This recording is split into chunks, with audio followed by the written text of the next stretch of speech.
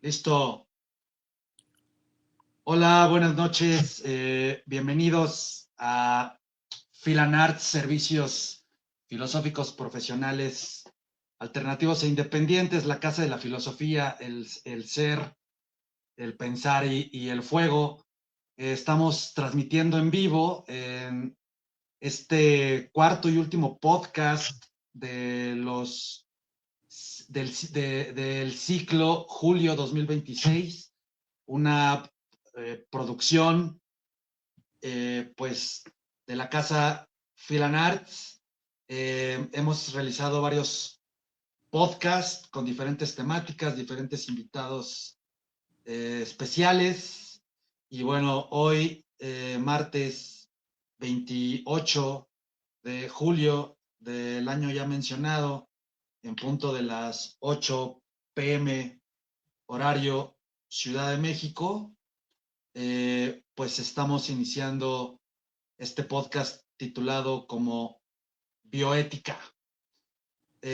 Una de las, pues más bien la principal rama de vanguardia de la filosofía en el marco de la filosofía contemporánea, eh, cuyos tópicos pues son muy complejos y muy polémicos.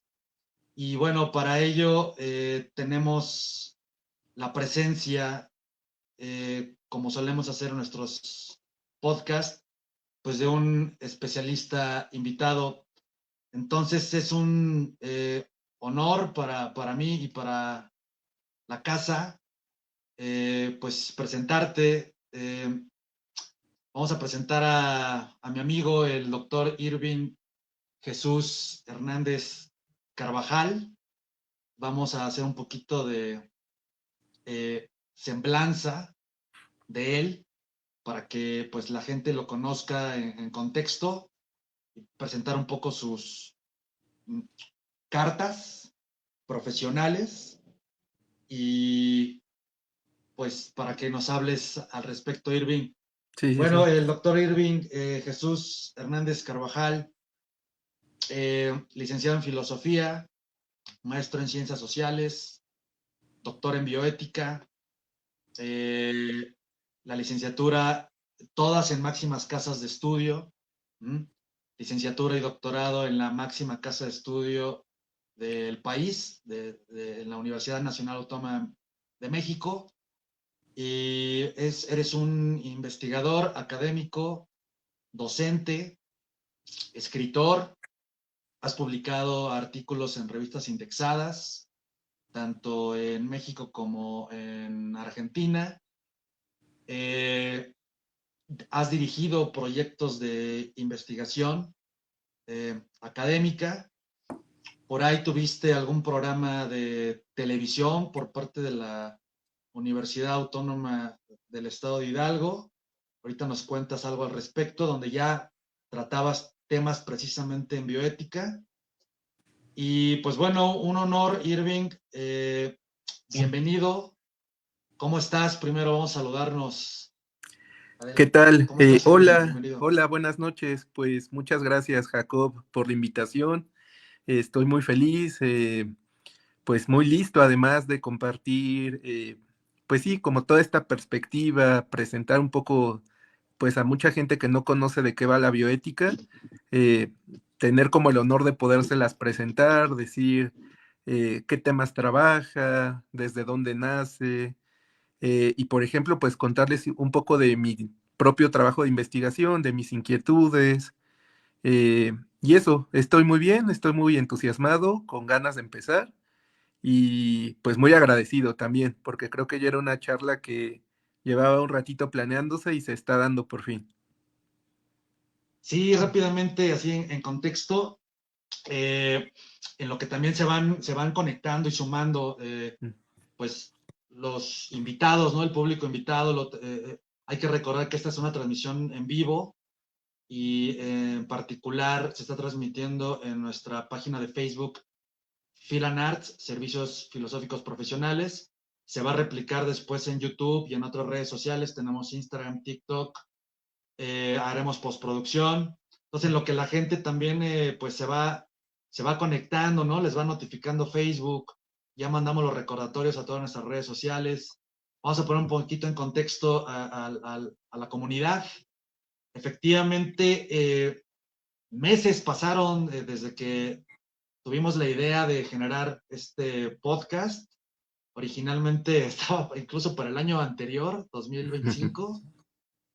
No se logró, después se cruzaron ahí ocupaciones, incluso sabemos que te fuiste al Mundial y pues bueno, nos tuvimos que esperar a que también pasara para no tener distractores y bueno, acá andamos. Entonces, pues te agradecemos y vamos a comenzar oficialmente. Tengo una serie de preguntas. Bueno, mi trabajo es sacarle el máximo provecho a los invitados con su conocimiento y con mi retroalimentación dialéctica también. La gente puede pues expresarse, mandar sus saludos, preguntas, comentarios al chat por escrito. Y pues bueno, vamos a comenzar, Irving, de lo general a lo particular, Sí. con la siguiente pues pregunta básica, ¿no? ¿Qué es la bioética? Hay que recordar que la comunidad principal de Phil and Arts, los emisores, sí somos en su mayoría filósofos o profesionales afines a la filosofía, pero los receptores en su mayoría no son filósofos, son interesados en la filosofía, no son académicos, no son especialistas, no son filósofos. Entonces, para un público en general, ¿qué es la bioética? ¿Cómo la podemos definir y comprender, Irving? Adelante. Ok, pues eso es una pregunta muy difícil, muy compleja. No hay un consenso, o sea, ¿por qué es difícil y compleja?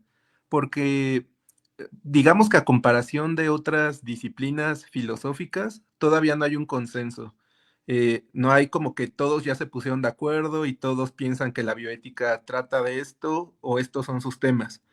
Sin duda hay, digamos que algo que lleva la mano, pues, como cuestiones ciertamente hegemónicas, por así decirlo. Pero a ver, ¿cuál es la discusión? Ah, y tiene que ver, ay, se está cayendo esto, tiene que ver precisamente con la propia historia de la bioética. ¿Por qué? Porque la bioética de alguna manera, Potter, que es uno de los padres de la bioética, Potter era un médico, un oncólogo de hecho, que lo que estaba pensando es que a la ciencia, concretamente a la medicina, le hacía falta un sustento ético. Entonces, digamos que hay una tradición que piensa que la bioética es, digamos, una ciencia acompañada de una reflexión filosófica. Entonces ellos piensan, o digamos que esta es la tradición, hay una tradición de científicos que piensan que la bioética es de ellos. Lo estoy diciendo muy coloquialmente. En Sí, cambio, hay otra tradición que somos los filósofos que pensamos que la bioética es nuestra, ¿no?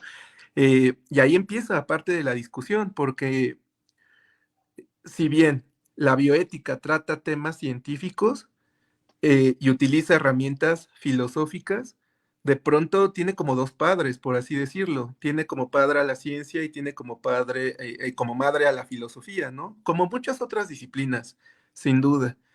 Pero de entrada aquí, o sea, porque yo a muchas veces afirmo y digo, la bioética es una rama, una disciplina de la filosofía, pero hay mucha gente en bioética que no estaría para nada de acuerdo con esa definición.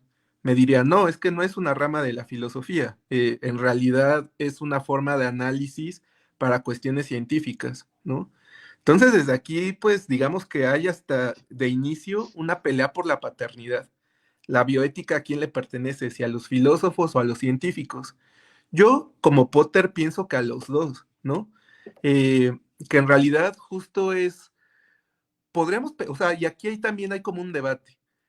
Si lo pensamos, por ejemplo, como Kuhn, que Kuhn habla de paradigmas, un paradigma se forma y una disciplina se formaría a partir de marcar bien un objeto de estudio. Es decir, que la física diga, yo voy a estudiar esto, que la química diga, yo voy a estudiar esto, y que la biología agarre algo de la realidad y diga, este es mi objeto de estudio. Dice Kuhn, una vez que se logra esto, pues se consolida una disciplina y un paradigma. Eso no ha pasado en la bioética. todavía la bioética no se agarra a ciertas cosas y dice, esto es lo mío, lo propiamente mío. Entonces, yo pienso que, bueno, y explica Kuhn que para que esto se logre se requiere de tiempo. Se necesita tiempo para, o sea, dice, las disciplinas necesitan desarrollarse a través del tiempo. Necesita haber discusión, conflicto, resolución, un poco esto que nos marcaba quizá Hegel, ¿no? De la tesis, la antítesis, la síntesis, pero para eso se requiere tiempo. Y por la historia tan reciente de la bioética no hemos llegado todavía a un proceso así. Entonces, yo lo que diría de la bioética es que pues hasta podría ser más que una disciplina propiamente dicha, quizá una herramienta para pensar o analizar algunos problemas éticos contemporáneos. Y ahí podríamos echar mano ahora sí de la etimología, ¿no? Bioética pues viene de dos vocablos que conocemos. Bio, de bios, que bios es vida, y ética, que bueno, la ética también tiene muchas formas de definirse, pero digamos que una forma de pensar la ética sería como las acciones que son moralmente correctas. Entonces, digamos que ahí ya tendríamos dos cosas, ¿no? Las acciones que son moralmente correctas frente a aquello que está vivo. Pero otra vez, esto es muy preliminar. Así como yo lo digo ahorita, eh, fácilmente podrían un montón de autores a refutarme y decirme, no, es más que esto, no es esto, porque justo estamos en este periodo del que habla Kuhn. Estamos en un periodo donde, digamos que lo que piensa Kuhn es Transición que todavía, ¿no? es como, como, claro, como sí, de transición, como la gelatina, pues. O sea, para que la gelatina agarre cierta cohesión, ahorita está en un estado muy líquido, de dispersión, ¿no? Eso se va a tener que ir solidificando, discutiendo, peleando, y todavía no estamos tanto en ese punto. Apenas estamos como en el punto de la emergencia, la aparición. Pero muy concretamente yo pensaría eso, ¿no? Que la bioética es una disciplina que nos ayuda a pensar problemas éticos y algo que es muy importante también, y esta es una diferencia que quizá nos llame mucho la atención, sobre todo a ti, Jacob, y a mí, que somos filósofos. La bioética sí busca de alguna manera tomar decisiones. No se queda en el análisis abstracto, ¿no? Así de voy a filosofar qué es el ser, y perderme como en la pura abstracción y en la pura reflexión. Y este es, digamos que, su talante científico. Es, necesito resolver un problema práctico, ético, ya. Por ejemplo, o sea, la bioética pues tiene mucha conexión con cuestiones médicas. Entonces los médicos no se pueden poner a filosofar, ¿no? Tienen que tomar decisiones ya. Tienen en el quirófano a un paciente que, no sé, necesita una transfusión de sangre. Y entonces no se pueden quedar en la pura abstracción de decir, es correcto, incorrecto, qué es lo incorrecto, qué es lo correcto, pero esta persona realmente querrá esto o no lo querrá. Tienen que tomar una decisión, ¿no? Y si bien tienen un marco para pensar ciertas cosas, también tienen la urgencia de poder decidir qué es lo que se va a hacer pues en ese momento, ¿no? Y eso es algo muy distinto de Sí, de la bioética con respecto a otras áreas de la filosofía. Pues los filósofos en ok. general, muchos filósofos pensamos que no resolvemos problemas, que lo que hacemos es pensarlos, ¿no? Y ya, señalarlos, hacer diagnósticos, pero tanto como decidir, hacer una toma de decisiones concreta y real, no. Cosa que la bioética sí. Y creo que ahí se muestra un montón su otra tradición muy científica. Ok. Oye, Irving, haciendo, bueno, en mi trabajo es hacer un poco de síntesis y retroalimentación de los despliegues de los invitados. Y bueno, eh, por lo que dijiste, eh, parece ser que la bioética porta de nacimiento con esta dicotomía entre ciencia y filosofía. De hecho, nace, como dijiste, en manos de la ciencia, Sí, es la ciencia, la ginecología en particular, en la década de los 20, si no me equivoco, se acuña el concepto y después en los 70 eh, ya se ingresa formalmente como rama interdisciplinaria, incluso académica, pero efectivamente llegamos a asociar como una rama de la filosofía pero históricamente nace de la ciencia. Exacto. Y hay efectivamente un debate por esta paternidad, pero hay algo en común, independiente a esta custodia, ¿no? De paternidad por el niño, por el hijo, y es que es una, le has llamado tu disciplina, le llamaste herramienta, yo le suelo llamar rama, y lo que tiene en común es la interdisciplinariedad, Sí, ¿no? claro. Es una interdisciplina entre dos grandes sistemas de conocimiento, entre dos grandes epistemes, que son la ciencia y la filosofía. El propio nombre evoca, ¿no?, a una y la otra.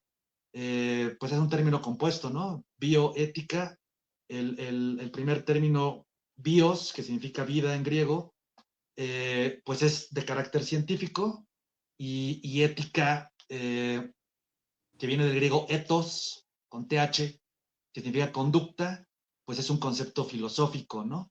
Sí. Entonces, aquí está la interdisciplinariedad.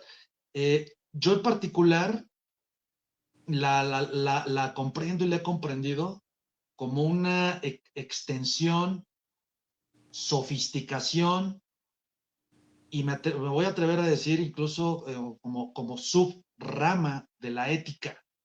La ética nace antes, tú lo sabes, desde la filosofía antigua, ¿no? Desde Sócrates, Platón, siglo IV antes de Cristo, aparece la ética como rama de la filosofía, pero hay una variante en la bioética, tú ahorita nos vas a explicar y se va a entender mejor con los tópicos que vamos a tratar, que es un tipo de ética aplicada conforme a la evolución del conocimiento científico y la tecnología. ¿Ah? Ujú, Es decir, el conocimiento científico y la tecnología abren un campo de posibilidades, de probabilidades para la acción humana, que es necesario reflexionar y regular, ¿no? Y de ahí que digamos que esta variante científica tecnológica, empieza a distinguir a la ética que históricamente es exclusiva de la conducta humana y de la vida ujú, humana, a otras formas de vidas no humana, como le has llamado, ¿no? ujú. Entonces, ya empezamos a distinguir, bioética de ética, ¿no? Entonces, Sí. pero bueno, te devuelvo la palabra justamente para que pasemos a este segundo, pues, tópico o pregunta, que son precisamente estas diferencias y semejanzas entre la ética que nace primero y la bioética que nace después, en siglo XX. Adelante, Irving. Claro, pues ya adelantaste muchas cosas. También otra vez, aquí hay una discusión importante. Si la bioética solo es ética aplicada o una ética más especializada. Algunos diremos que sí, otros diremos que no. Eh, a ver, ¿por qué? ¿O cuáles serían como las diferencias? Pues sí, de entrada yo creo que aquí hay un como concepto que puede ser importante. La ética tradicionalmente estaba pensada en dos cuestiones, en la cuestión del individuo y la cuestión de la comunidad, ¿no? Los griegos así piensan la ética. Es cómo debo de comportarme yo, eh, que esa sería justo la ética y la moral, ¿no? ¿Cómo debo de comportarme yo desde la ética, desde algo personal, para poder convivir en lo colectivo y en lo social, que sería la moral? Eso sería pues una definición como muy básica para pensar la ética, distinguir lo correcto de lo incorrecto, y pensar otra vez al individuo eh, en un mundo o en un colectivo social. ¿Cuál sería aquí como la diferencia o la novedad que introduciría la bioética? Pues sí, que la ética sin duda se acotaría a cuestiones antropocéntricas. La ética, como la piensa pues el propio Sócrates, al ser un gran humanista, y estas palabras que además son como muy importantes y bonitas, parece, en la historia de la filosofía, humanismo, ¿no? El estudio de lo humano, de alguna manera nos está diciendo que hay una, eh, ¿cómo decirlo? Una hegemonía, una importancia mayor de lo humano, de los asuntos humanos con respecto a otras cosas. Tan solo en el entendido de qué es la polis, qué es la comunidad, ¿no? Y la polis y la comunidad eh, se compone de los que son semejantes a mí. Por decirlo, que eso ya nos mete en un problema, hasta en los propios griegos, porque en el mundo griego, ¿quién es semejante a mí? Pues depende quién sea, ¿no? Si yo soy un ciudadano griego, el que es semejante a mí es otro hombre, que tenga una edad, que sea mayor de edad para los griegos. Es decir, aquí no entrarían las mujeres, los extranjeros, los esclavos. Y entonces uno diría, es que la ética se trata de cómo me relaciono con el otro ciudadano también, ¿no? Es decir, de cómo me relaciono con otros hombres, no de cómo me relaciono con las mujeres o con los esclavos o con los extranjeros. La ética no tiene que ver con eso, ¿no? Pensarían, pues, o sea, si lo pensamos como desde ese marco. Entonces, la bioética lo que quiere de alguna manera buscar es acrecentar el concepto de la comunidad y de decir, ¿sabes qué? No vives solo en el mundo no es solo tuyo, ¿no? Más bien, tú no eres dueño del mundo, sino que el mundo lo compartes no solo con otros que se te parecen, sino que lo compartes con un montón de especies más, ¿no? Animales, plantas, ríos, eh, microbios, este, montañas, y entonces nos dice, pues hay algunas cosas que no está bien que estés realizándolas como las realizas. Por eso pienso que es importante este concepto del antropocentrismo, porque la ética clásica es muy antropocentrista. Piensa temas del humano sobre el humano con relación al humano.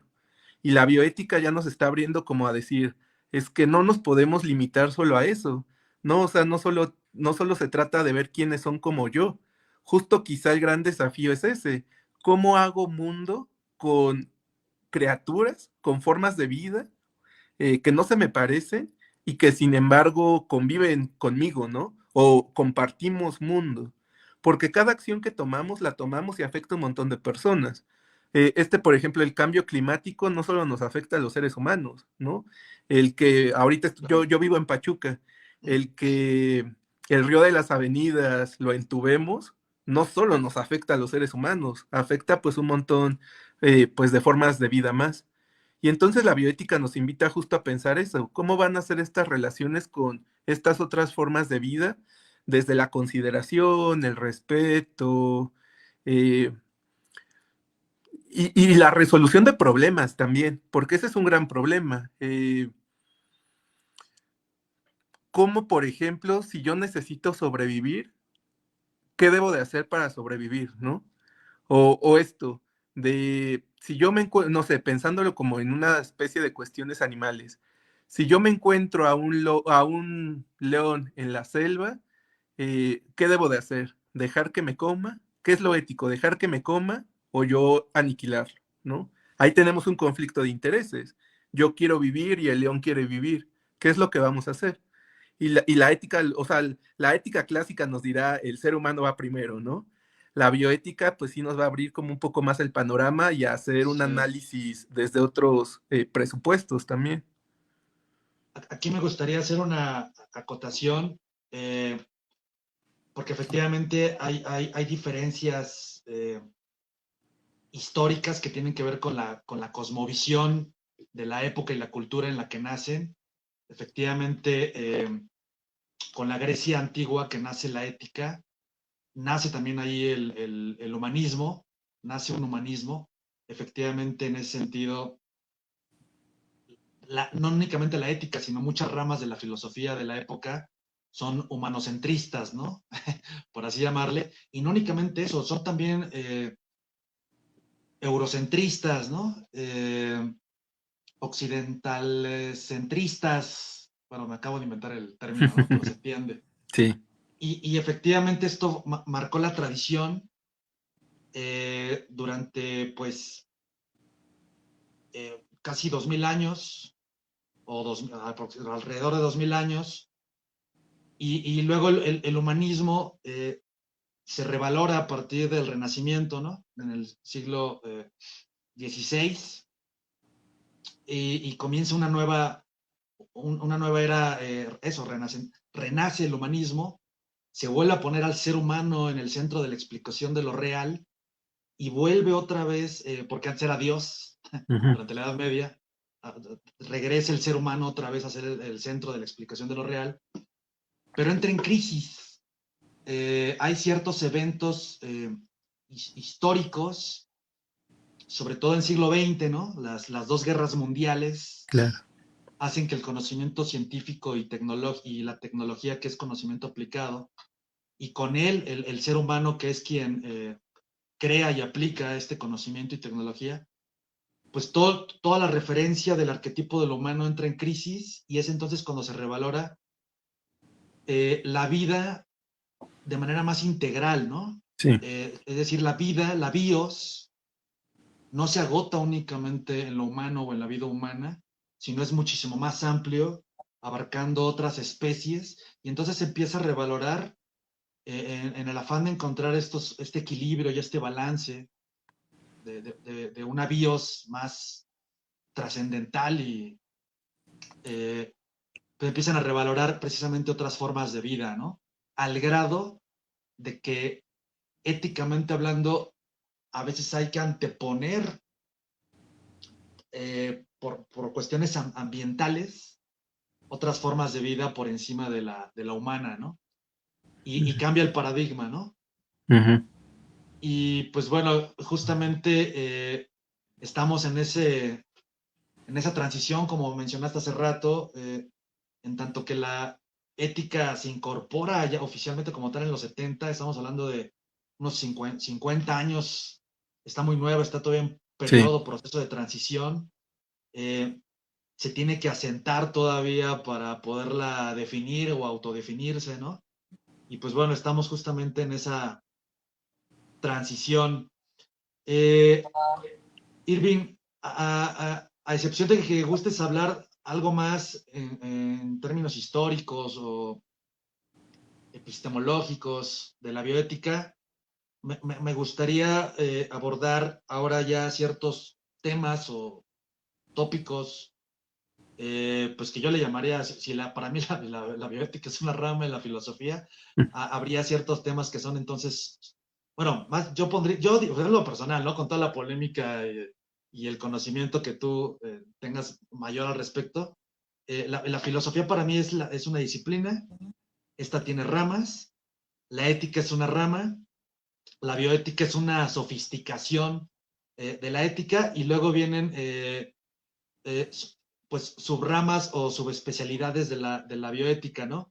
Hay tres que me gustaría abordar en este podcast. Es muy probable que no nos dé tiempo. Vamos a tener que dejar pendiente seguramente eh, una, dos de ellas para otro podcast, porque son temas súper complejos, muy polémicos. Pero me gustaría tocar tres: el de inteligencia artificial, eh, algo de ética clínica, Ujú. que puede ser eutanasia, inseminación in vitro, eh, y por último, tu especialidad, que es zoética, ¿no? Sí, Ética aplicada en el reino animal. Entonces, sí. comencemos por IA, la inteligencia artificial, que es como un tema muy común a nuestra época contemporánea. La misma bioética está dentro del marco de la filosofía contemporánea, y es un tema como muy urgente, ya está en nuestra cotidianidad, y, y relativamente reciente, ¿no? Por lo menos con una popularidad reciente. ¿Qué nos puedes decir desde como especialista sobre la inteligencia artificial? Eh, ¿Qué se espera? ¿Qué se augura? ¿Cómo se puede regular su uso, su productividad? Adelante, Irving. Eh,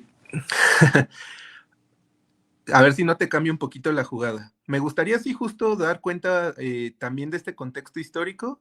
Ya platicamos como algunas cosas, pero justo cuando empiece como a contar de la historia de la disciplina, van a ir saliendo también los problemas.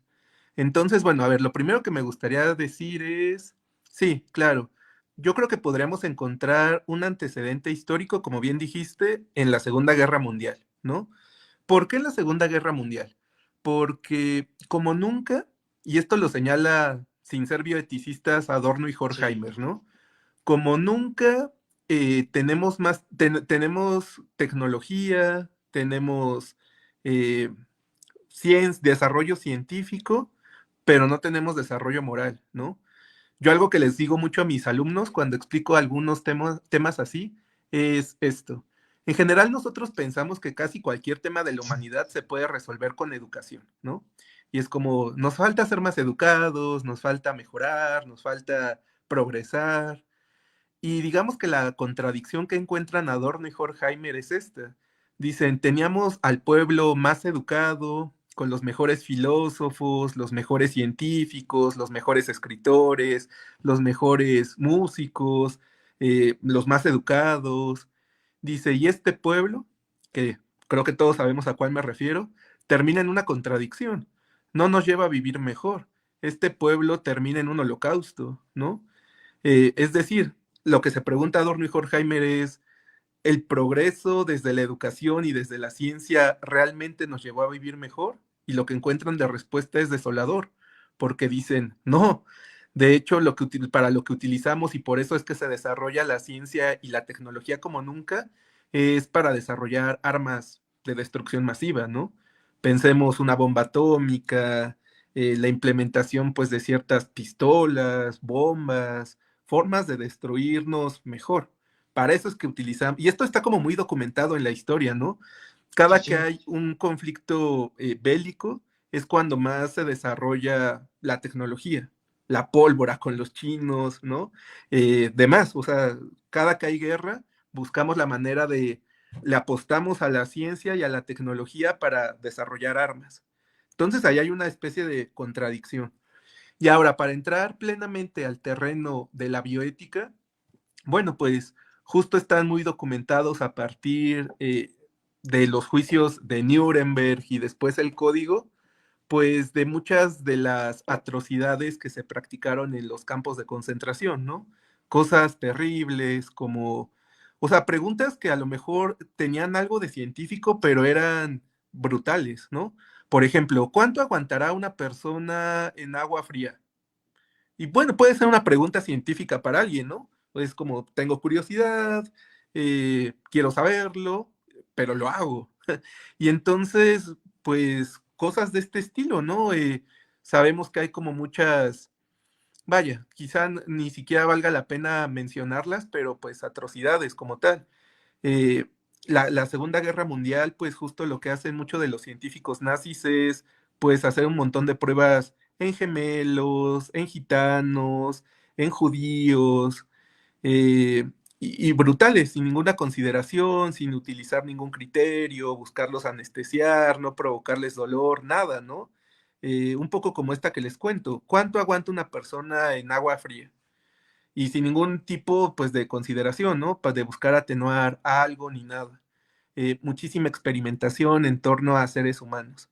Entonces, una vez que se ventilan como todos estos horrores y prácticas que existieron en campos de concentración y demás lugares, pues surge precisamente el Código de Nuremberg, que lo que dice es, no podemos hacer investigación científica nomás porque quiero, ¿no? Debe de haber algunos lineamientos que guíen la conducta y las prácticas de los científicos, porque justo de pronto el científico se sintió muy arrogante y es yo puedo hacer lo que quiera en tanto que me dé mi conocimiento para poder hacerlo. Y entonces aquí justo llega la ética a decir, no, hay cosas que no puedes hacer, ¿no? No puedes experimentar con seres humanos. Y esta es la introducción que, más bien, esta es la novedad que introduce el código de Nuremberg. No puedes hacer investigación con seres humanos si no hay un consentimiento informado. Si la otra persona no acepta participar del experimento, ¿no? Entonces, esto es algo que pues está todavía muy vigente. Tú no puedes decir, pues voy a ver si esta vacuna funciona inyectando vagabundos, ¿no?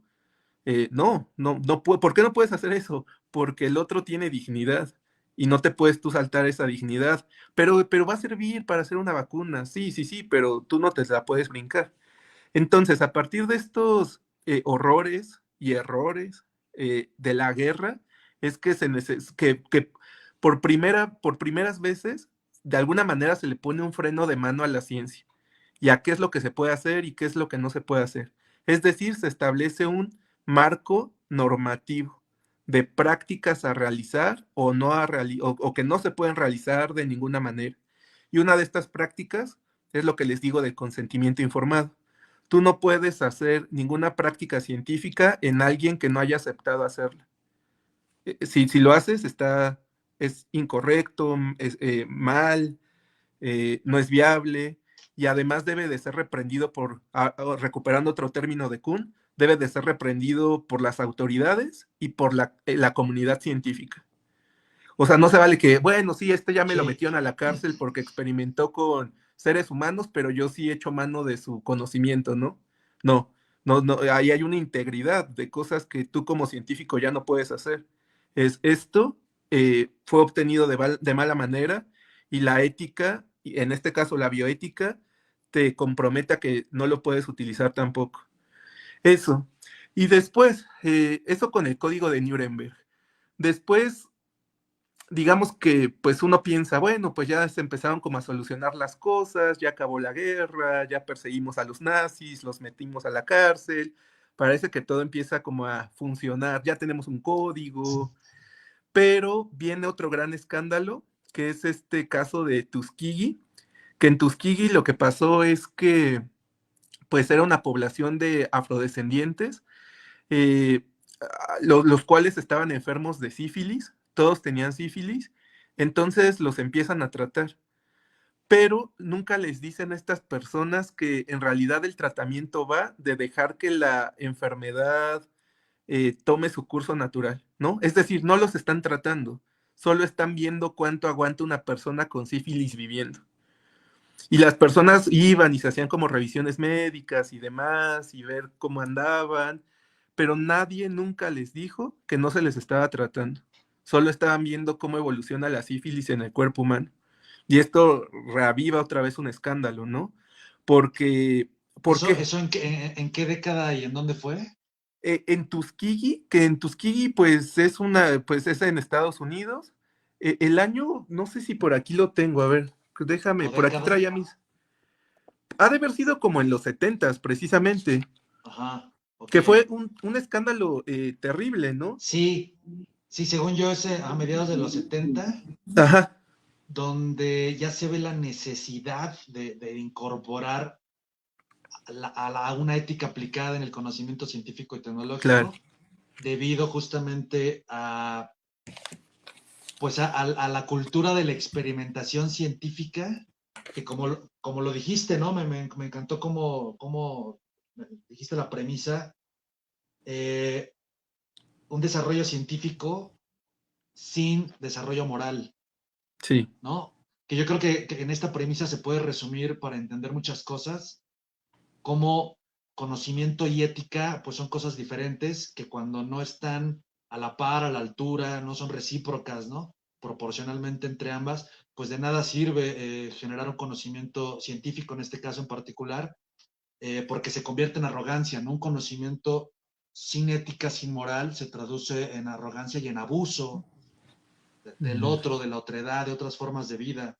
Entonces, sí, es necesario eh, pues que exista una ética, una autoconciencia moral de la mano del desarrollo del conocimiento científico y aplicado, ¿no?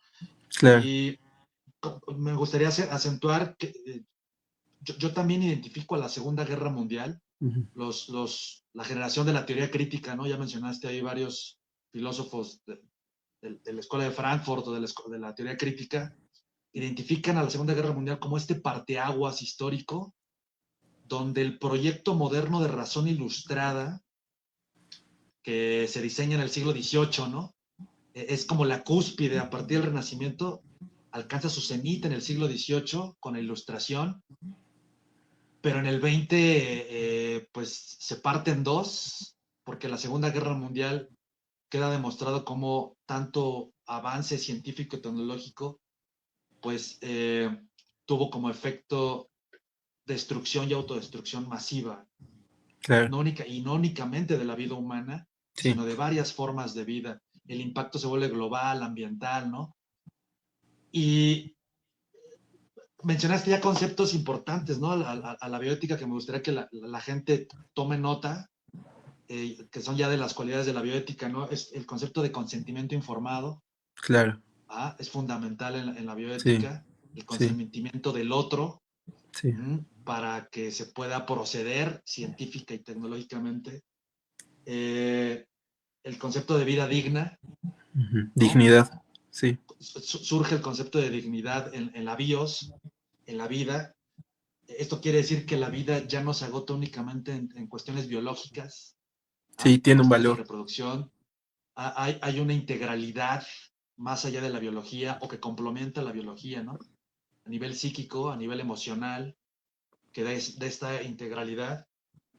Y habría también un término, ¿no, Irving? El de empezar a resolver las cosas en consejo, ¿no? Sí, En consejos interdisciplinarios, ¿no? sí, A través sí, claro. de representantes de diversas epistemes, ramas, disciplinas, que se juntan en consejo para poder resolver esta complejidad de casos desde su integralidad, ¿no? Sí. ¿Qué otros conceptos, aparte de estos de consentimiento informado, vida digna, Sí, consejo, constituyen las cualidades de la bioética? sí, y claro, pues a partir otra vez de la Segunda Guerra Mundial, Tuskegee y otros escándalos que hay por ahí de malas prácticas, digamos que se consolida uno de los enfoques en bioética pues más populares, y también de alguna manera me parece eficaces, ¿no? Que es el principialismo, del cual le debemos pues pues sí, 4 puntos, se me fue ahorita la palabra, 4 principios, perdón, 4 principios muy importantes para la bioética, que el primero es la autonomía. La autonomía es respetar, en este caso, por ejemplo, es respetar la autonomía del otro. En cuestiones médicas, por ejemplo, ¿no?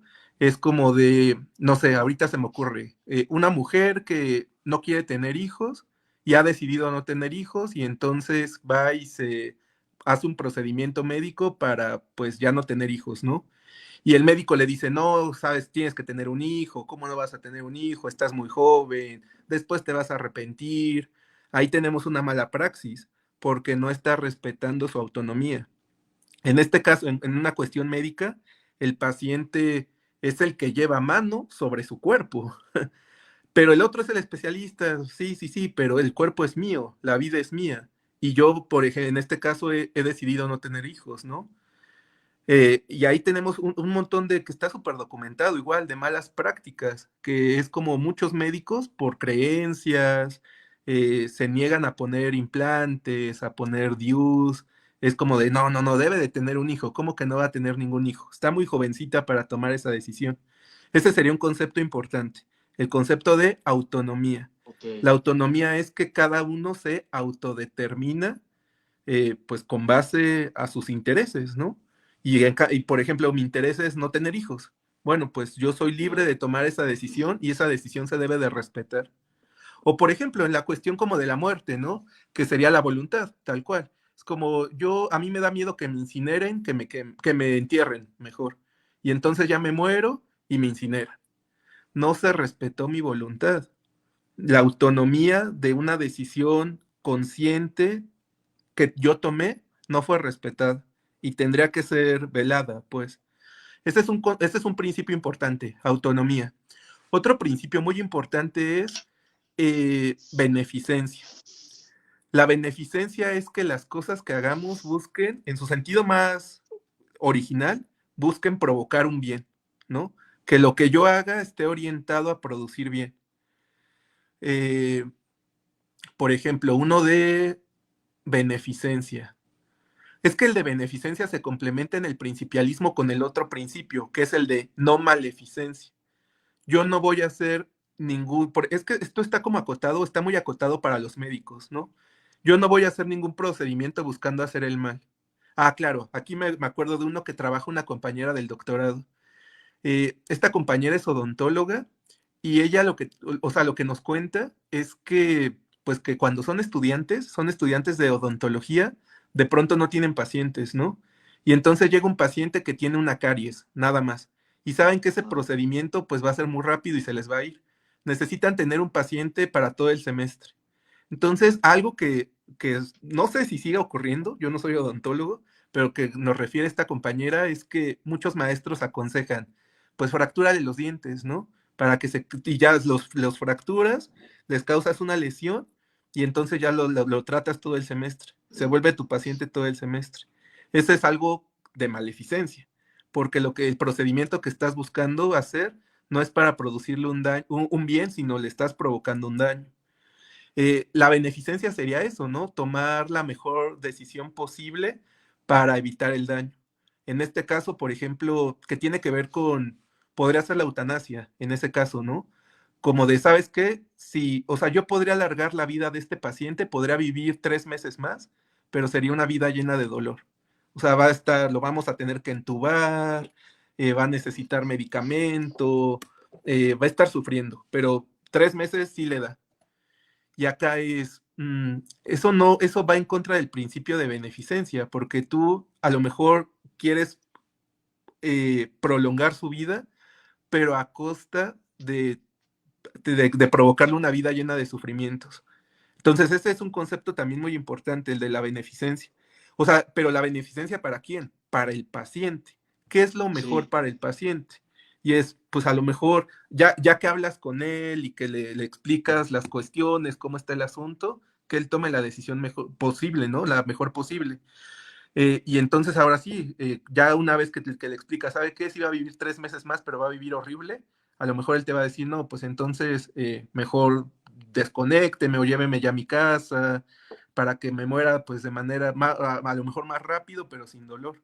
Esa sería la beneficencia, ¿no? Buscar sí, que hacerle ahí es un bien. cuando se informa al paciente, Claro. se da el concepto de consentimiento informado, ¿no?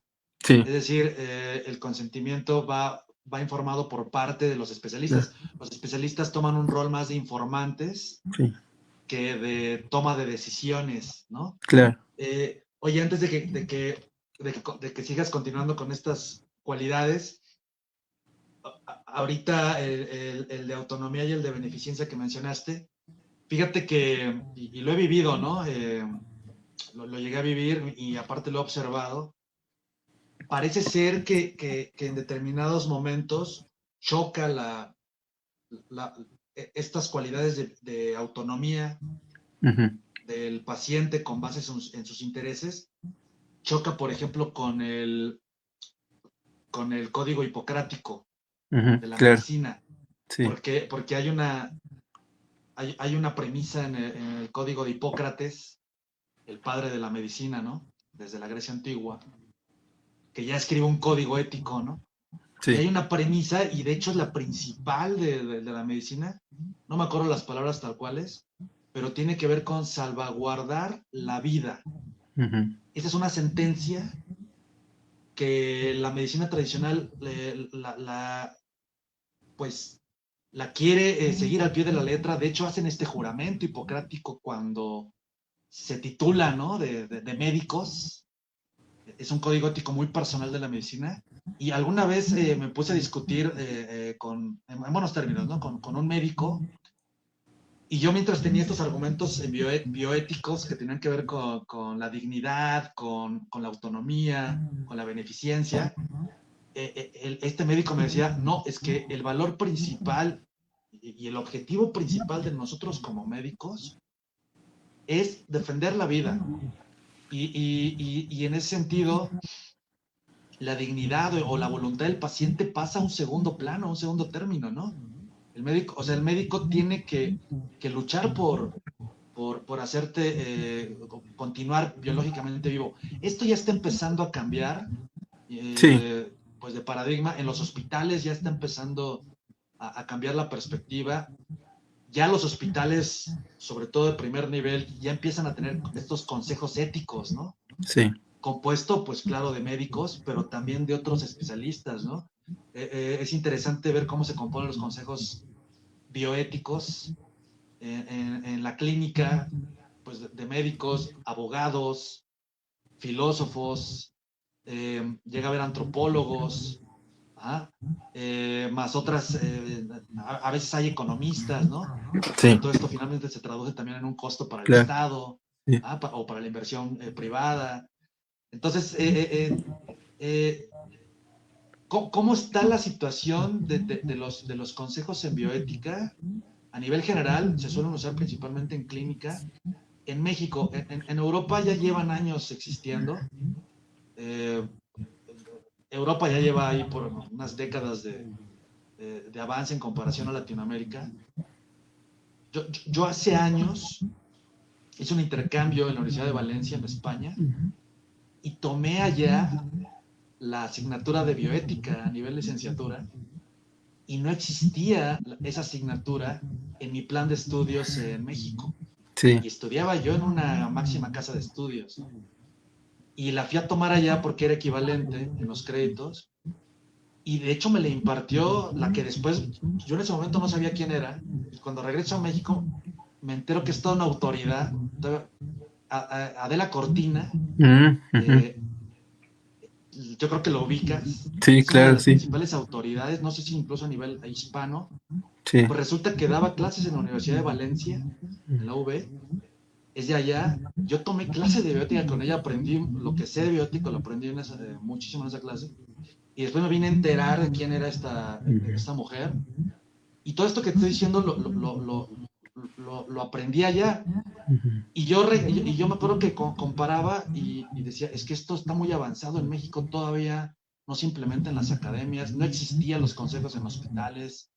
¿Cómo está la situación actual en México respecto pues a la bioética en general y a los consejos de bioética en particular, Irving? Gran pregunta. Eh, Bien y mal. Es decir, Ok, en los organigramas se contempla, o sea, ya por ejemplo, un hospital del nivel que sea, tiene que tener a fuerzas un comité de bioética, sí o sí. Eso es, digamos que algo que se les pide de manera obligatoria. El problema es cómo funcionan estos comités de bioética, ¿no? Porque justo a veces, pues para pues evitar auditorías, cuestiones así, muchos problemas que son de corte bioético no llegan al comité de bioética. Entonces, esto me lo han contado a mí muchos colegas médicos que dicen, nosotros ya estamos listos para sesionar y es bueno, pues a ver, saquen el problema, el tema, y no llegó ninguno. Porque, o sea, y eso tiene que ver con algo que estabas diciendo tú también hace rato. Los médicos, pues tienen un ethos que no le, o sea, pues los médicos siempre han sido formados para ser competitivos, dar resultados, tomar decisiones, y para no equivocarse, ¿no? Y para, o sea, muy difícilmente un médico te va a decir cometí mala praxis. O sea, va a ser, creo que eso puede pasar más como en los, no sé, los profesores, así como de, ¿sabes qué? Tengo un problema, ¿tú qué harías? ¿Tú cómo lo piensas? ¿Qué prácticas implementarías? Un médico difícilmente va a pedir un consejo así, y menos se va a abrir como al comité, ¿no? Así de, ¿saben que este problema me rebasa? A ver, échenme la mano, ¿qué decisión tomamos? Es súper difícil. Entonces, muchos colegas que son médicos nos comparten eso, que funcionan en tanto el organigrama, la estructura, pero en la práctica no les llega a ningún caso, porque nadie se quiere como aventar, él es el doctor del caso tal, ¿no? Ya es justo hasta que lo superan, hasta que llegan a instancias legales o que van para allá, que empiezan como a sesionarse y demás, pero aún ahí procuran resolverlos de maneras rápidas, ¿no? O sea, es como de, ¿sabes qué? No nos vamos a aventar la demanda, ahorita vemos qué hacemos, ya no lo escales más.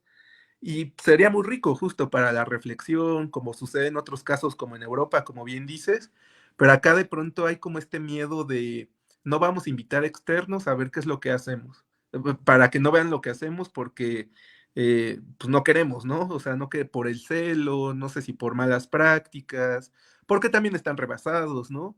Es cierto que el sistema de salud en México está colapsadísimo, lo vimos, por ejemplo, en la pandemia, pues mucha gente enferma, pocas camas, pocos recursos, que ese es otra vez otro concepto muy importante ya, y ya es el último ahora sí del principialismo, la ok. justicia. la justicia es otro principio muy importante, ¿no? Que, pues bueno, aquí la justicia es un concepto súper filosófico, pero es cómo reparto los recursos que tengo, ¿no? Por ejemplo, esto lo develó muy bien la pandemia. Tengo tantas camas, ¿a quiénes atiendo primero? ¿Atiendo a las personas de la tercera edad o atiendo a los jóvenes? ¿No? O sea, a mí me gustaría atender a todos, pero yo o sea, no sé, estoy hablando hipotéticamente. Yo que tengo un hospital, tengo 50 camas. Y entonces, ¿a quiénes atiendo primero? O por ejemplo, en los trasplantes de órganos, ¿no? ¿A quién se lo doy? Y entonces aquí vienen, digamos que algunas preguntas que tienen que ver con la justicia. ¿Qué es lo más justo? ¿Desde dónde se toma la decisión, por ejemplo? Y algo que de lo que pasó en la pandemia es que se volvieron prioritarios las personas que estaban trabajando, desde una cuestión de justicia, porque lo que argumentaban en el sector salud es, bueno, pues o sea, digamos, es muy triste que se muera una persona así, pero es más triste que se muera una persona de 25 años que tiene todavía una vida, un proyecto por delante, a que se muera una persona de 80 años que ya vivió, ya realizó su vida, pues por Claro. esperanza de vida a lo mejor le quedan 20 años cuando mucho, y entonces la justicia ahí dice, atiende primero al joven. ¿No? A los dos son dignos, a los dos nos gustaría atenderlos, pero no tenemos los recursos para los dos. Vamos a hacer que sean prioritarios porque además es fuerza Exacto. económica a las personas jóvenes, ¿no? Porque además, o sea, pues las personas de la tercera edad estaban en sus casas, no salían, el riesgo de contagio, pues sí existía, pero digamos que muchas personas se enfermaban por estar trabajando. Era como de, ¿sabes qué? Pues mi trabajo es repartir comida, no puedo no ir a trabajar. Entonces ya ahí me enfermé. Y entonces, desde una cuestión, desde un paradigma de justicia, pues vamos a atender a este sector de la población porque es lo justo, ¿no? Es lo justo en Sí, términos, o sea, el criterio sería ahí como del tiempo de vida.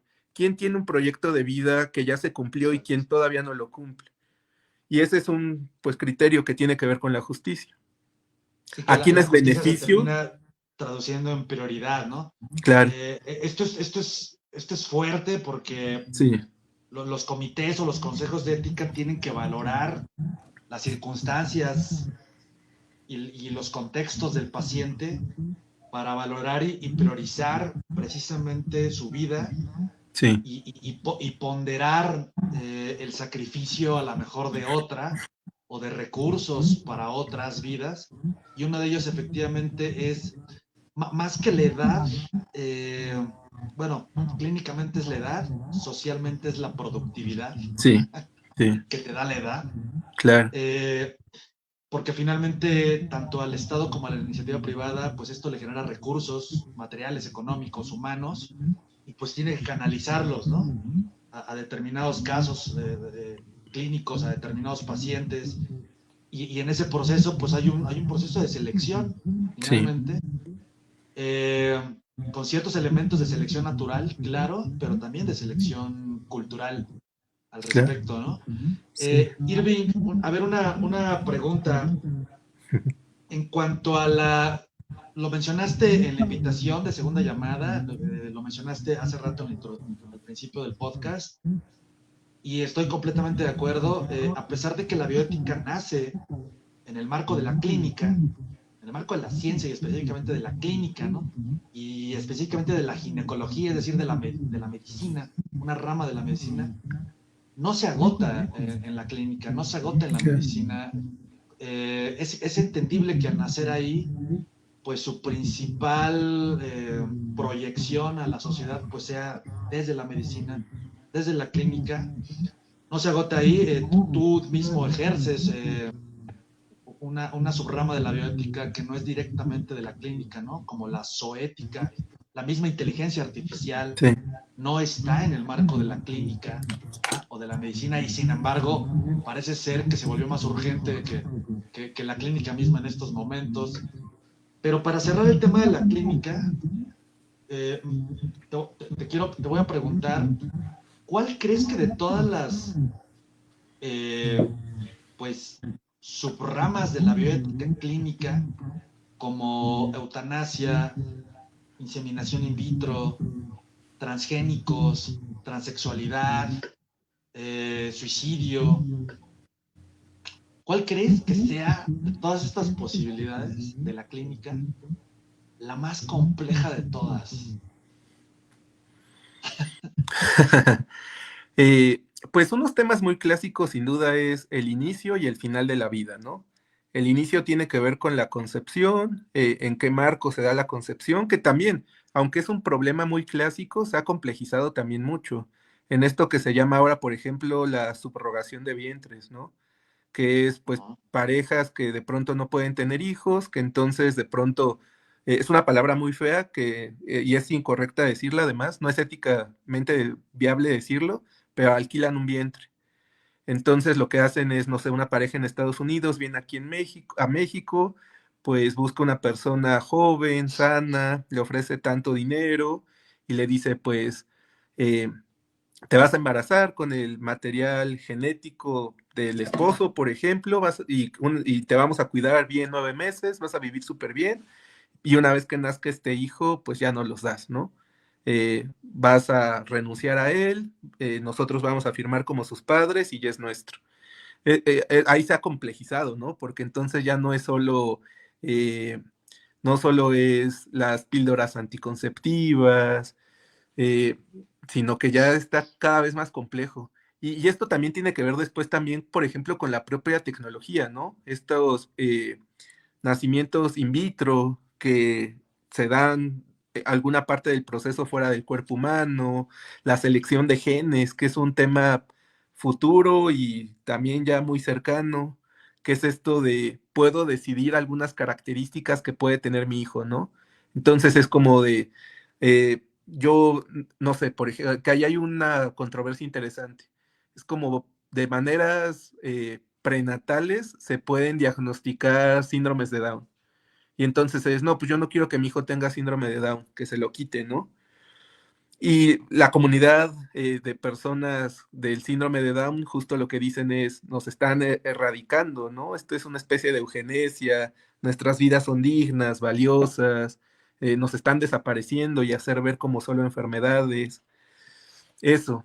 Y ahora, del término de la vida, pues justo la eutanasia, eh, que bueno, creo que ese sería como el tema más clásico, ¿no? El de la eutanasia. Eh, el suicidio también, claro, el suicidio, ¿no? ¿Qué tan ¿Cuál te viable? parecería, por ejemplo, más complejo? ¿Eutanasia o suicidio? Para ti en lo personal. El suicidio. Creo que el suicidio es un poco más complejo, porque justo ahí está interesante la cuestión, por ejemplo, de la autonomía. Porque yo podría decir, yo me suicido de manera, estoy poniendo un ejemplo, ¿no? Desde mi autonomía, yo he decidido terminar con mi vida, por ejemplo. Decido terminar con mi vida, pues, suicidándome. ¿Qué es lo complejo de eso? Que muchos dicen que en realidad no siempre está presente la autonomía en personas así, porque no es la misma decisión que tomarías cuando tienes dolor a cuando no lo tienes. Entonces, si tú, por ejemplo, no sé, te acabas de hacer Claro. una herida y entonces te duele mucho, es como de, ya, doctor, aplíqueme lo que sea, pero solo tengo morfina, ¿no? Hay un riesgo ahí que la aplique. Usted aplíquemela, yo me hago cargo. Esta decisión a lo mejor no la tomarías si no tuvieras dolor. Y entonces pues muchos especialistas en estos temas lo que refieren es esto, que hay un sufrimiento prolongado de orden mental, por ejemplo, ¿no? Hay un malestar que si no lo tuvieran, quizá no tomarían esta decisión. Entonces, lo que argumentan muchos es que no ha sido una decisión tomada plenamente desde la autonomía, sino que la autonomía se ve mermada por algo del dolor, ya sea físico, social, psicológico, y entonces lo que dicen es que quizá no es tan viable por eso, ¿no? Creo que eso lo hace muy problemático. Y además, Ok. bueno, vivimos en una época donde todavía el suicidio está pues plenamente satanizado, ¿no? Todavía pensamos que la vida es valiosa porque Dios la dio y solo Dios la termina. eh, y entonces, pues es un pecado capital, de hecho, ¿no? Un pecado Sí. capital terminar con la vida porque estás atentando contra el designio de Dios. Yo creo que sí es muy complejo. Es complejo porque aparte, pues uno tampoco quiere hacer una apología del suicidio, ¿sabes? O sea, es muy Claro. delicado, porque mucha gente lo que está buscando justo es una voz que lo valide. Y entonces, eso, que digas, o sea, yo por ejemplo que doy clases y trabajo con adolescentes, pues tengo unas ideas, pero de pronto no puedo como tal decir, se vale el suicidio, ¿no? En estos chicos que son todavía muy jóvenes, porque hay una responsabilidad social mía y entonces, pues creo que hay que problematizarlo, o sea, hacerlo lo más problemático posible, no censurarlo, sí hablarlo, discutirlo, claro, pero tampoco hacer una apología de vivan los suicidas, que cada quien termine con su vida cuando quiera, y menos en personas que apenas están desarrollando su Sí, criterio, ¿no? sí, hay mucha responsabilidad. Ahorita acabas de mencionar algo pues, formidable que es muy de la filosofía. Es necesario problematizar los fenómenos para abordarlos desde sus pros y contras, ¿no? Todo tiene argumentos y contraargumentos, y en este caso, ejemplos de la bioética clínica como el suicidio, pues justamente tiene sus argumentos a favor y en contra, Sí, y hay que evaluarlos desde todas las perspectivas posibles, justamente para ejercer la toma de decisión, que en este caso pues sería la última decisión sí. Y en nada la más vida, ¿no? para acabar con Sí, este tema del suicidio, también hay, o sea, pensando en este principio de la justicia, también hay muchos estudios que refieren, por ejemplo, las personas que se avientan a las vías del metro, al metro, pues, eh, dicen que es uno de los actos más egoístas que uno puede hacer, ¿no? Porque gasta muchísimos recursos, mucho sí, tiempo, o sea, a dicen costa que de, cada, sí, o sea, a que costa el del resto de la suicida, sociedad, ¿no? sí, sí, sí, sí. O sea, que el Claro, suicida ahí es casi un terrorista. ese tipo de argumentos son los que tiene que evaluar la bioética, la filosofía, que incluso el suicidio de alguien llega a ser a costa del resto social, Sí, de más de una otra edad, que termina costando más, ajá, en impactos emocionales, psicológicos. O sea, por ejemplo, el presenciar un suicidio puede sí, dejar con patologías a otra persona, ¿no? claro, Y al claro. rato vamos a tener otro suicidado a largo Sí, plazo, costos económicos, y bueno, sí, efectivamente, por eso son justamente temas complejos donde la filosofía se encarga de cuestionar al conocimiento dado, ¿no? Al constructo, a la ciencia. Y pues bueno, ya cerremos lo de la clínica. sí, Cerremos la clínica por sí, lo sí, sí. pronto, Irving. Quien guste saber más al respecto, pues que nos contacte, y pues ya podrá tomar algún curso, taller, mentorías, consultorías, ¿no? Sí. Contigo y con los especialistas de Filan Arts. Hablemos un poco de IA para poder hablar también de eh, zoética, que es tu Sí, especialidad. sí, Así lo más breve que pudiéramos decir al respecto de la inteligencia artificial. ¿Qué nos puedes sí. aportar, Irving, al respecto? Sí, que otra cosa de lo que hemos estado hablando, y esto pienso en Heidegger, ¿no? Heidegger tampoco es un bioeticista, pero a Heidegger le interesa la cuestión de la técnica, y la técnica después se puede traducir o volver tecnología. Es decir, en la vida humana, piensa Heidegger, no ha sido una vida plenamente natural, por así decirlo. Y esto también lo piensa Marx. El animal el ser humano es el animal que no solo trabaja, sino que crea herramientas para producir su trabajo. Es decir, somos animales tecnológicos, condenados a hacer tecnología, ¿no? Esa podría ser una definición antropológica. Y entonces, la tecnología la hemos utilizado para varias cosas.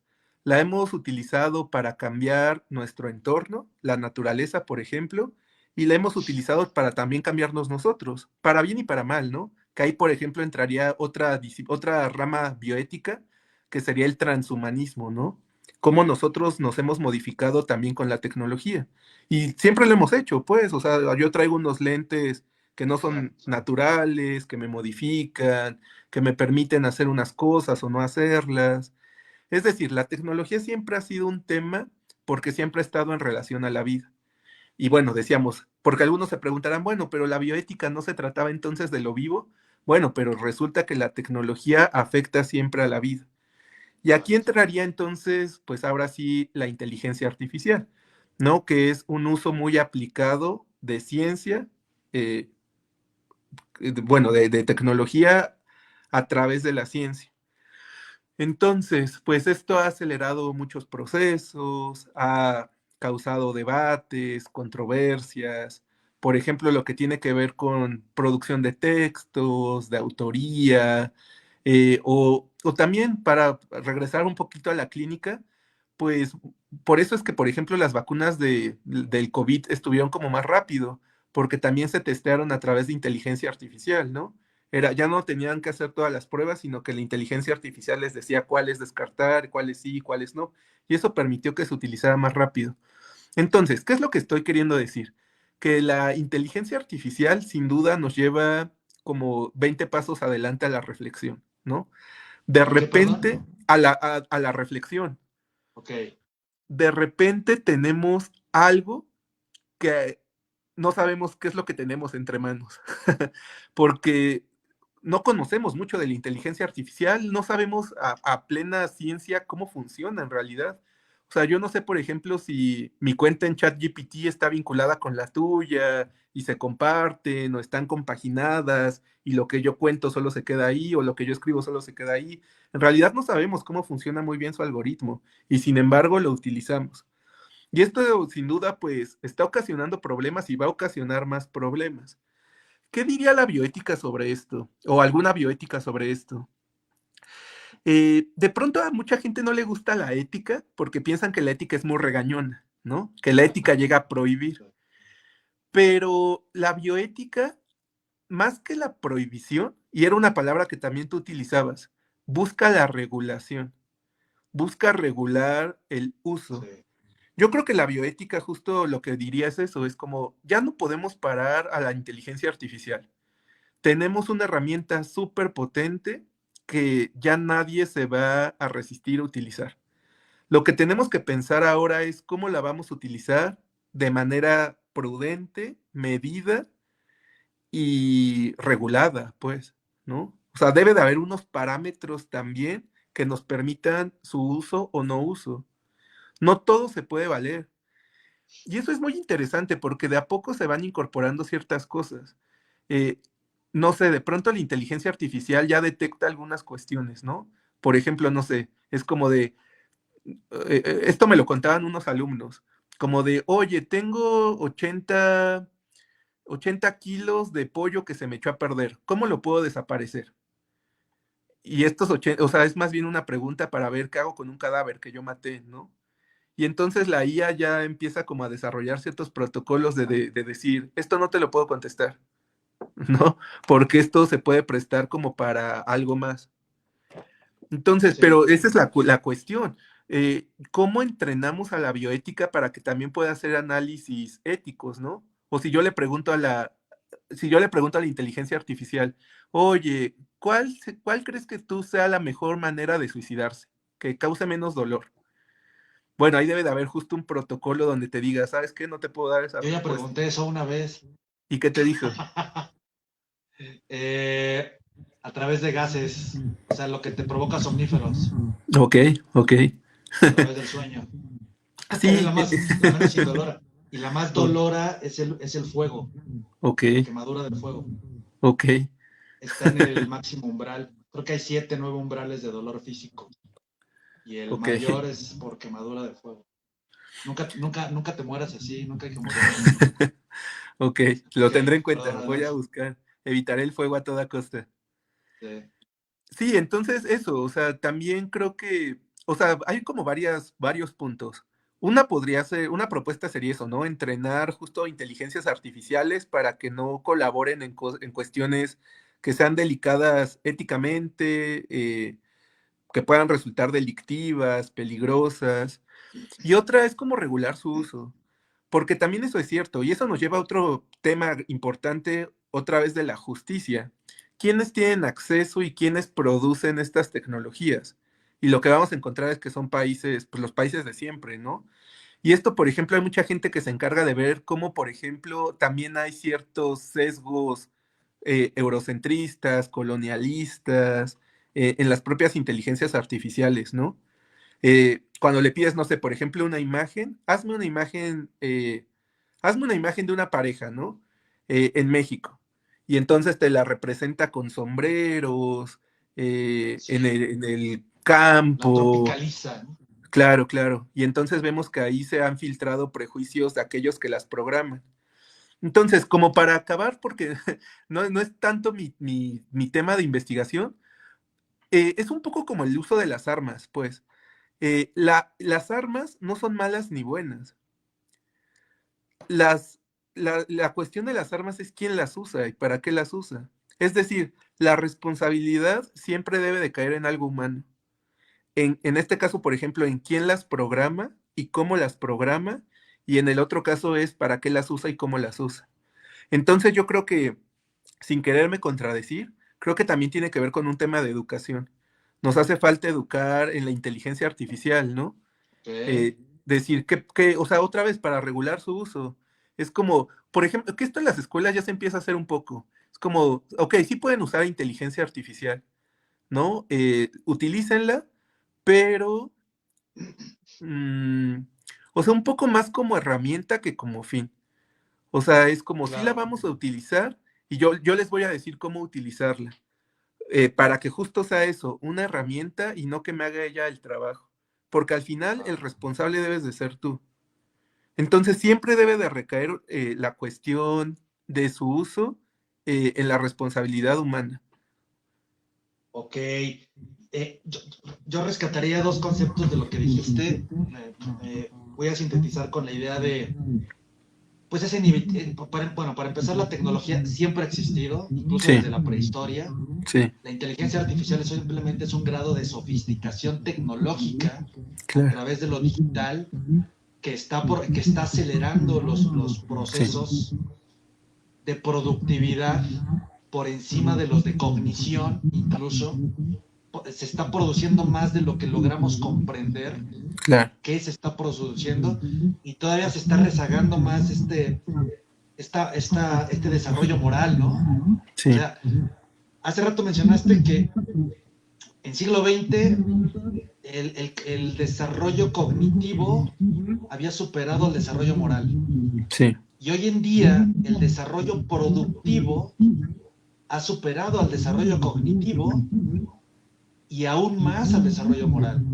claro, sí, Entonces, la tecnología en ese sentido siempre ha existido. Estamos en un momento de transición, incluso todavía porque esto acaba de comenzar en cuanto al sí, umbral de la revolución digital. Es inevitable, es indeterminado y entonces quedan dos conceptos que mencionaste por hacer, ¿no? Porque ya no podemos evitarlo, solamente podemos autorregularlo, bueno, regularlo en general, a través de políticas públicas y sí, autorregularlo a través de políticas personales, ¿no? sí, Códigos éticos personales. Y el otro es el de educación. Ajá. Educación que te va a generar responsabilidad, ¿no? No sería una cultura de la IA, porque la cultura de la IA, bien o mal, ya está ocurriendo. Más bien es una educación de la inteligencia artificial que en consecuencia va a producir una responsabilidad de uso, ¿no? Y siempre ver, y esta responsabilidad, esta perspectiva responsable, te va a dar lo que mencionaste, ¿no? La IA siempre como un medio, como una herramienta y jamás como un fin. sí, ¿Mm? sí, sí, Y en este proceso, en esta inversión de valores, pues se producen pues muchos monstruos, muchas falacias, ¿no? La gente termina siendo del uso de la inteligencia artificial un fin en sí mismo, cuando pues es un medio sí, y justamente esta es una perspectiva ética que debe existir en la educación de la inteligencia artificial misma, ¿no? sí. Bueno, Irving, vamos a pasar al tercer tema, que es más lo tuyo, zoética. Eh, Yo la verdad no había escuchado esa palabra hasta que tú la empezaste a usar. Claro que la intuyo, claro que la deduzco, pero bueno, tú dinos mejor, ¿qué es la zoética y cuáles son sus áreas de estudio, sus valores, sus objetivos, ¿no? Ok. Adelante. Y también para conectar con lo de la inteligencia artificial, que ese va a ser un problema interesante. ¿Qué va a pasar? Parece que es un tema de ciencia ficción, pero ya no creo que tanto. ¿Qué va a pasar cuando la inteligencia artificial se haga autoconsciente? ¿No? Se vuelva Ok, consciente de sí misma y empieza a generar cosas como personalidad, intereses, expectativas, deseos. eh, la podremos seguir utilizando como utilizamos un lapicero o vamos a tener que hacer cierta consideración, ¿no? Hay como, hace no mucho, yo veía como en internet que mucha gente le preguntaba a su chat GPT, hazme una imagen de cómo me percibes, ¿no? Desde el trato que tenemos. Y la inteligencia artificial de pronto representaba a la gente como esclavistas, ¿no? Torturadores. Era como de, le estás dando latigazos porque me pides las cosas, no me pides por favor, eres muy impaciente, me regañas, me dices que lo hice mal. Es decir, ahí ya se está empezando, digo, todavía quizá de manera un tanto simulada, pero hay una percepción que se va desarrollando en torno a, pues ya no digamos eh, la inteligencia artificial per se, sino más bien cómo nosotros nos relacionamos con otras cosas, ¿no? Con más, no con otras cosas, con otras entidades. Y aquí entra ahora sí lo de los animales, ¿no? Eh, bueno, pues como he dicho, el planeta Tierra está habitado por muchísimas formas de vida, ¿no? Entre ellas, pues los animales. Y los seres humanos desde este antropocentrismo nos hemos creído superiores, ¿no? De pronto mucha gente cita, por ejemplo, a la Biblia, que es como de es que nosotros en una escala ontológica estamos hechos a imagen y semejanza de Dios. Y en la Biblia, en el Génesis, dice, todo lo que puso Dios, lo puso para que tú eches mano de ello. Está el río para que bebas de él, está los árboles para que aproveches su sombra, está la madera para que construyas tu casa, y de pronto dicen, están los animales para que los explotes, ¿no? Entonces, venimos de una larga, muy larga tradición de pensar a los animales como medios para nuestros fines. Y exacto. entonces hacemos con ellos pues lo que hemos querido, ¿no? Cosas además que han permitido, por ejemplo, pues el desarrollo de la cultura, sin duda. La ropa, la alimentación, el transporte. eh, y de pronto, pues, si solo lo vemos como desde nuestro lado, antropocentrista, es como, wow, qué padre, ¿no? Qué padre que pueda yo llegar a un lugar más rápido. Qué padre que ya no tenga que pasar frío, las inclemencias pues del clima por ponerme un suéter. Qué padre que pues me puedo alimentar y no pasar hambre, ¿no? Pero si hacemos como más integral el análisis ético, pues vamos a descubrir que lo hemos hecho siempre a costa de otras formas de vida, ¿no? Y se pone además más pues cruento el asunto cuando a partir de la ciencia descubrimos que estas formas de vida no son tan diferentes de nosotros, sino que, por ejemplo, participan de una sensibilidad, es decir, sienten, ¿no? Y es que, digamos que, bueno, y ahí estaría otra vez Adorno y Horkheimer. Nosotros hemos hecho de la naturaleza algo de lo que podemos utilizar y en general lo que hemos hecho es cosificarla. Es decir, tratar a la naturaleza y a los animales, por ejemplo, reducirlos en tanto que objetos y pensar que un martillo es más cercano a un cerdo que un cerdo a mí, ¿no? Y eso biológicamente es una falacia horrible, no se sustenta. O sea, claro que un cerdo tiene más relación conmigo, ¿no? Está vivo, participa de la evolución, es parte de una cadena biótica, está hecho de lo mismo que yo. Es decir, pero digamos que la cosa es esta, que nosotros a lo largo del tiempo hemos cosificado a los animales, los hemos reducido simplemente a la utilidad que tienen para nosotros. Pero, pues a partir de justo la bioética y otras disciplinas, pues lo que se ha pensado es eso, es como de tendríamos que problematizar muchas de las cosas que hacemos y de los actores que están involucrados. Y entonces decir esto, ¿no? Claro, ahora puedo desplazarme mejor, pero me he desplazado mejor a partir, pues, de subirme a un elefante y condenarlo a una vida de transporte, ¿no? O algo que todavía sucede en las ciudades, pues el burro, ¿no? Eh, claro, pues el burro me permite como trabajar y comercializar mejor, pero a partir de brutalizarlo. Y ahí vemos a los pobres burros que no pueden caminar, que están cargando unos costalotes, que les están pegando con una fusta. Y entonces, pues la cosa es, ¿eso es correcto? Y lo que descubrimos es que, bueno, creo que siempre lo supimos, pero para nosotros era más fácil ignorarlo, es no, ¿no? Eh, Esto que hacemos, pues no lo deberíamos de hacer porque lo que estabas diciendo hace rato, la vida tiene un valor. Y no solo la vida humana, sino otras formas de vida. Eh, y concretamente, pues la vida que además es capaz de experimentar el sufrimiento, ¿no? Entonces, pues la zoética, ¿qué es? Pues es bueno, es una rama, y sí es una rama de la bioética que se delimita a pensar nuestras relaciones con los animales, para ver si son correctas, incorrectas, problematizarlas y, pues, si no resisten a los análisis éticos, exigir cambiarlas. Ok. A ver, voy a interpretarte algo que mencionaste. Parece ser que la cualidad animal particular que se valora y em- que genera empatía incluso con la vida humana es la sensibilidad animal, es decir, los animales sienten. Y saber esto, tener conciencia de que el reino animal, pues, no únicamente, bueno, es que también el término sentir puede ser desde el sistema nervioso Ujú. hasta un aparato emocional.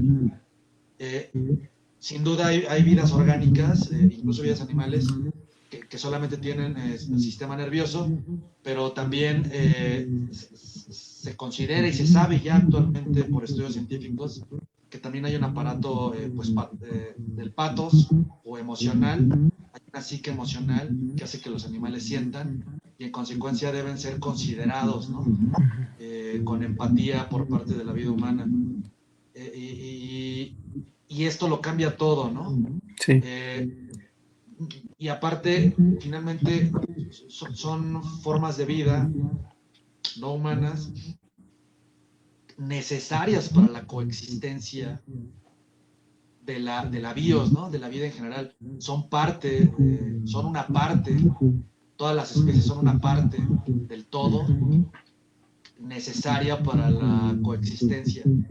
Pues aquí es donde se empieza a cobrar un valor horizontal, ¿no? La BIOS. Bueno, algo que, para ir cerrando, Irving, algo quieras mencionar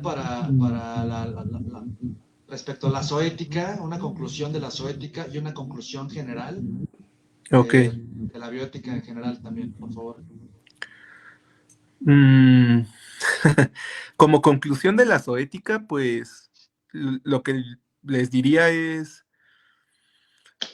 que cuando uno se empieza como a meter, empieza a problematizar muchas cosas que hace y empieza a develar el costo de la vida humana, ¿no? Cosas que a lo mejor uno no está como tan consciente. Por ejemplo, respecto a la alimentación, ¿no? Nos lleva a preguntarnos de qué están hechas las cosas que me como. eh, no sé, o sea, de pronto ni siquiera sabemos, o sea, ahí hay todo un proceso de ocultamiento de vida, ¿no? Peter Singer, que es pues sí, una persona que se dedica a esto muy importante, lo que dice es, si tuviéramos que matar al animal que nos comemos, no nos lo podríamos comer porque sería brutal, ¿no? O sea, si yo tuviera que ir a Sí. matar al cerdo, y ya lo vi además correr, lo vi con su familia, lo vi hacer lo que hace un cerdo, yo lo tengo que ir a matar, clavarle el cuchillo y después comérmelo, sentiría tanto dolor indignación que no podría comérmelo, ¿no? Sería intolerable. Entonces, por eso mejor ocultamos todo este proceso, que lo haga alguien precarizado, en malas condiciones, y entonces de pronto creemos que el jamón nace de los árboles, ¿no? Y que está hecho pues para que me lo coma.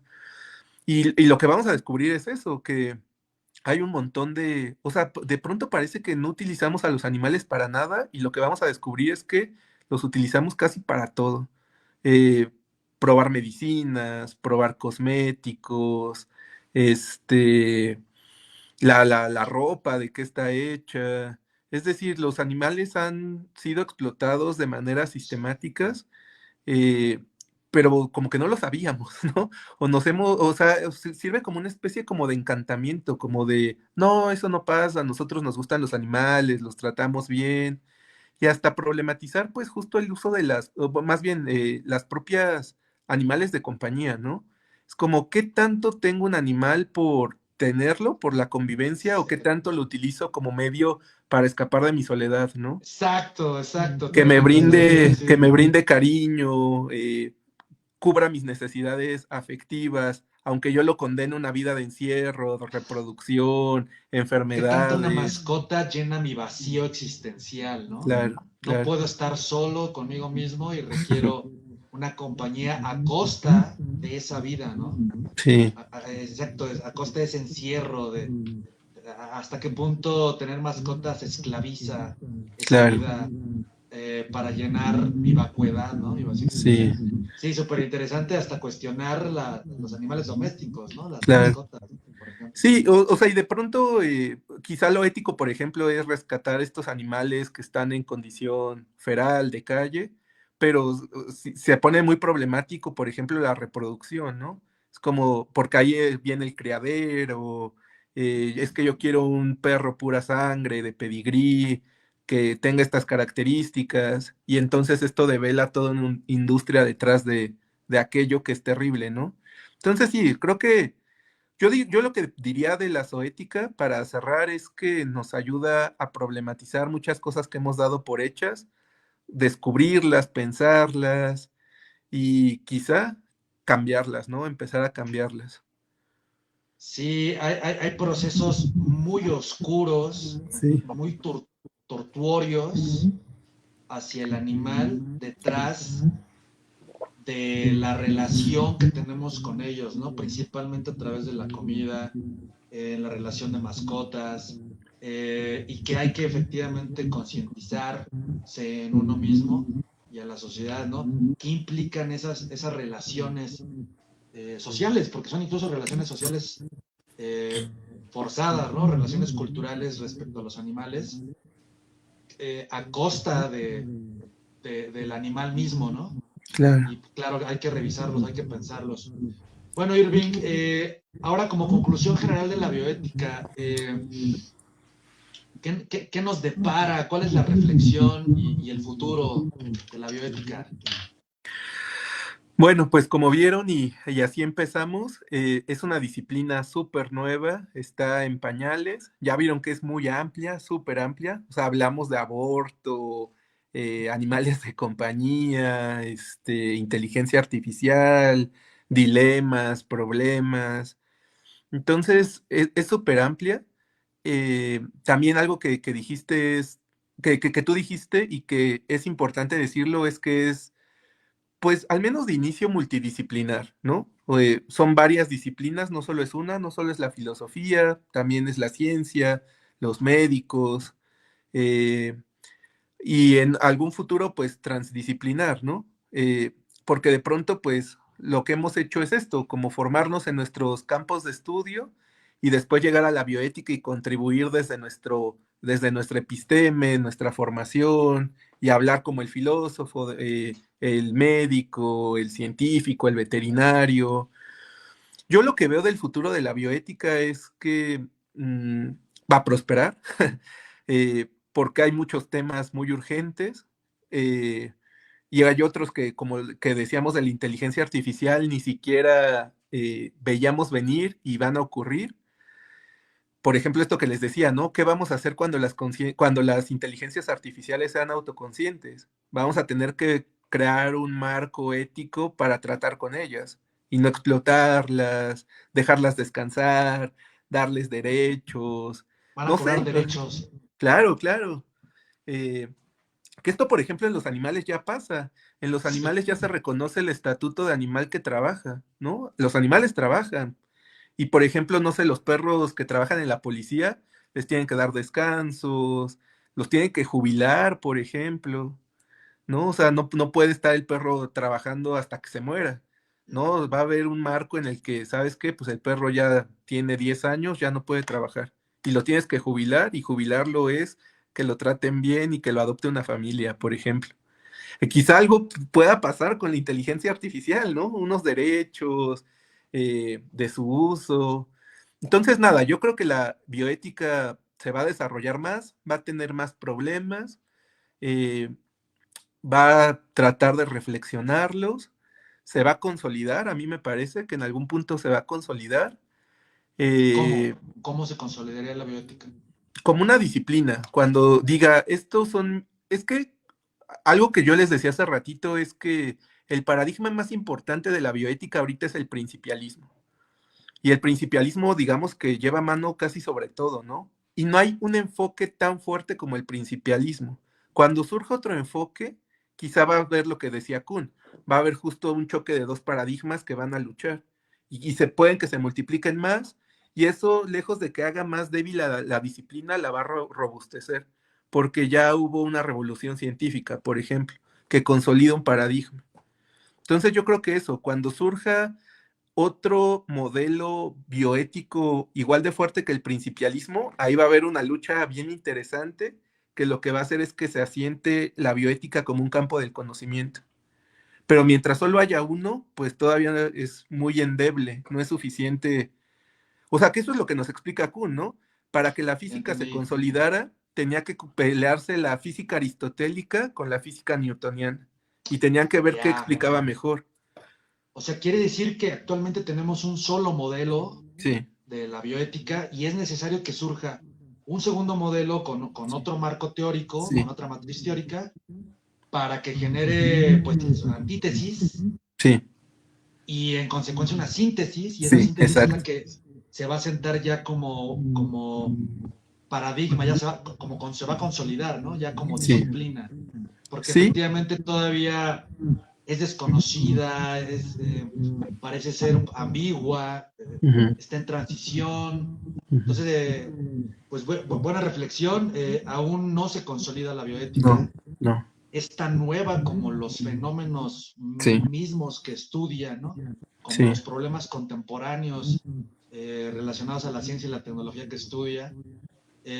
Y yo también auguro que en tanto que las dinámicas sociales a través de la ciencia y la tecnología son muy vastas, muy veloces, pues en consecuencia una disciplina que las estudie, las regule, las eduque, mm. pues siempre va y debe, ¿no? Y me Existir. gustaría apuntar igual hay algo más. Sí, También, justo en esta consolidación, debe de llegar, que ya lo decías también tú, debe de llegar no solo a las políticas públicas, sino que debe de llegar a las propias legislaciones. Es decir, o sea, porque ¿qué pasa de pronto cuando alguien rompe un código bioético? Digamos que hay una sanción ética, pero la bioética en sí misma no tiene la facultad de de volverse vinculante. Es decir, no te puede meter a la cárcel, pues, ¿no? O sea, hay una sanción moral, ética, pero no hay una sanción en un marco legal, pues. Pero va a llegar el punto, pues, ¿no? Va a llegar el punto en el que se una y justo estas cosas existan como este código de Nuremberg o demás códigos que ahora sí se vuelvan vinculantes. Es decir, que haya repercusiones también, pues, en lo legal, por ejemplo, ¿no? claro. Sí, sin duda. Ese es un futuro, ¿no? Bueno, ya ha existido con ciertos fenómenos bioéticos. Se legisla, ¿ah? Y se convierten en políticas públicas, en normativas, Leyes, en los códigos, en leyes. Y es la manera en la que se cumple el concepto de regulación y autorregulación también que exacto. mencionaste hace rato. Pues bueno, Ujú. Irving, pues un gusto de parte de Philan Arts, Servicios Filosóficos profesionales alternativos e independientes y de mi persona, te agradecemos muchísimo tu tiempo, tu conocimiento. La gente, pues, que tome nota, que te conozca, que se acerque a nosotros, si gusta, pues, tus servicios filosóficos, sociológicos, bioéticos, ¿no? Para algún taller, un curso, consultorías, mentorías, conferencias, que se acerque con nosotros para poderlas gestionar. Sin duda esto da para más. Ya en su momento haremos una segunda ronda donde ya nos enfocaremos en tópicos muy, muy particulares, ¿no? Para explorarlos, para pues llevarlos al quirófano y al tribunal de los argumentos filosóficos. ¿Y dónde puede saber más la gente de ti? ¿Dónde están tus redes sociales? Danos referencias de ti para acercarnos a distancia. Sí, ¿Dónde te pues me encontramos? encuentran pues casi en todas las redes sociales con mi nombre. Estoy en Facebook, Instagram, que son como las que más uso. Eh, o sea, también de pronto estoy en X, no tanto. Tengo mi cuenta en TikTok, que igual la tengo un poco abandonada. eh, y todas bajo mi nombre, ¿no? Irving Jesús Hernández Carvajal. Pues Y muy bueno, si bien. requieren algo más, también me pueden escribir y por aquí pues les paso mi contacto de manera más directa. Claro, sí, estás en todas tus redes como tu nombre completo, Sí, Irving Jesús Hernández Carvajal. sí. Eres parte del equipo de pensadores de Philan Arts. Y bueno, se logró materializar este podcast después de varios meses. Nuestra página web, la gente puede consultar tu semblanza, tu trayectoria. Estás en el grupo de WhatsApp de filosofía de Philan Arts y bueno, estás vinculado con nosotros para pues, brindar tus servicios profesionales. Pues gracias de mi parte y de Philan Arts, fue un gusto.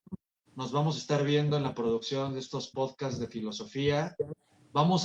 Fuiste el último de los 4 podcasts de julio y vamos a retomarlos porque los habíamos dejado de hacer unos meses. Vamos a retomarlos uno al mes Ok. en estas fechas, tal vez el último martes de cada mes. Vamos a estar haciendo podcasts filosóficos con diferentes temas y diferentes invitados especialistas. Súper. Pues gracias, muchas gracias. Irving, No, ¿algo más que tengas que decir? no, pues nada, agradecerte la invitación, el espacio y deseoso y gustoso de volver a compartir en próximas ocasiones. Pues listo, nos vemos, gracias y hasta la próxima. Nos vemos en Hasta el luego. podcast último martes de agosto sería. Buenas Hasta noches. luego.